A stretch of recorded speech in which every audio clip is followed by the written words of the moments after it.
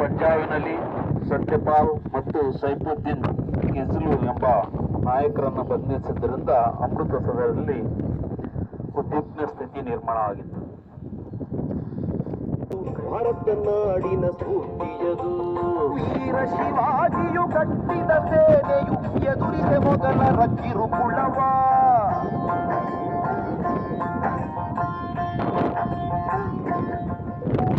ವೀರ ಶಿವಾಜಿಯು ಕಟ್ಟಿದ ಸೇನೆಯು ಎದುರಿದೆ ಮೊದಲರ ಗಂಡೆದೆ ನೀರರಲ್ಲಿ ಗುಂಡಿಗೆ ಪ್ರಾಣ ಚೆಲ್ಲಿ ನಿನ್ನನ್ನು ಪೀಡಿಸಿದ ಇದೇ ದಿನ.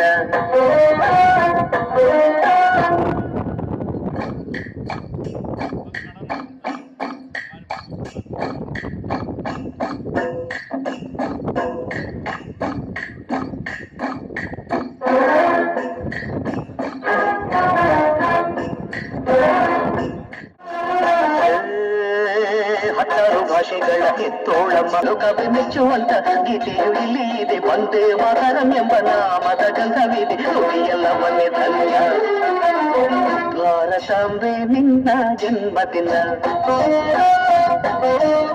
ಭಾರತೀಯರ ಶೌರ್ಯ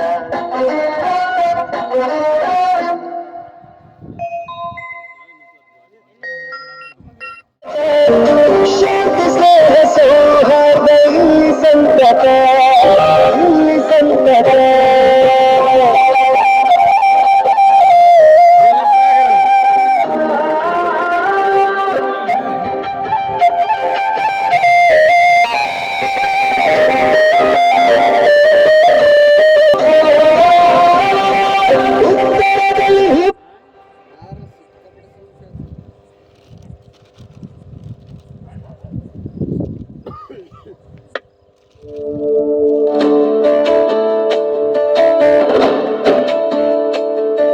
ವಂದೇ ಮಾತರಂ ಶುಭ್ರಜೋತ್ಸ್ನಾ ಪುಲಕಿತಯಾಕರಾಲೆ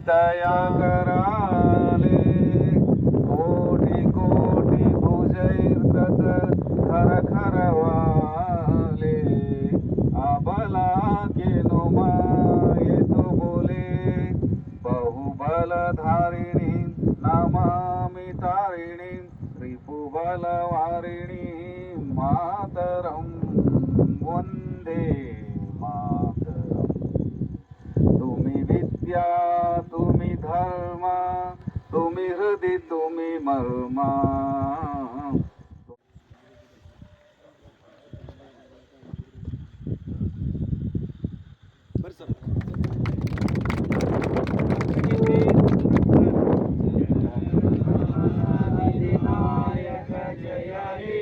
ಭಾರತ ಭಾಗ್ಯ ವಿಧಾತಾ ಪಂಜಾಬ ಸಿಂಧ ಗುಜರಾಟ ಮರಾಠ ದ್ರಾವಿಡ ಉತ್ಕಲ ವಂಗ ವಿಂಧ್ಯ ಹಿಮಾಚಲ ಯಮುನಾ ಗಂಗಾ ಉಜ್ಜಲ ಜಲ ವಿತರಂಗ.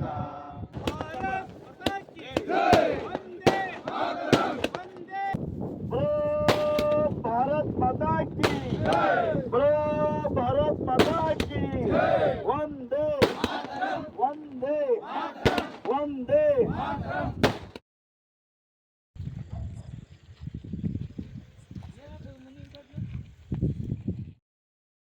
ನಾನು ಬಿಡ್ತೀನಿ ಮತ್ತೆ ಜಗ ಮತ್ತೆ ಜಾಸ್ತಿ ಬೇಕು ನನಗೆ.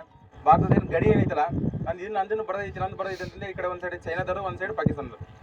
ಅದನ್ನು ಕಾಯೋಕೆ ನಾವು ಏನಂತಂದ್ರೆ ನಮ್ದು ಅದಕ್ಕೆ ಇದು ಕೆಲಸ. ಅಲ್ಲಿ ಎಷ್ಟೋ ಕಷ್ಟಪಟ್ಟು ಕಾಯೋದಂತಂದ್ರೆ ಅಲ್ಲಿ ಇಲ್ಲಿರೋಂಥದ್ದು ಸಂದರ್ಭದಲ್ಲಿ ಅಲ್ಲಿ ಒಂದು ವಾತಾವರಣ ಯಾವ ಥರ ಐತಂತಂದ್ರೆ ಅಲ್ಲಿ ಒಂದು ತಾಸು ಸರಿದಂಗೆ ಇರೋಕ್ಕಾಗಿಲ್ಲ ಆ ಥರ.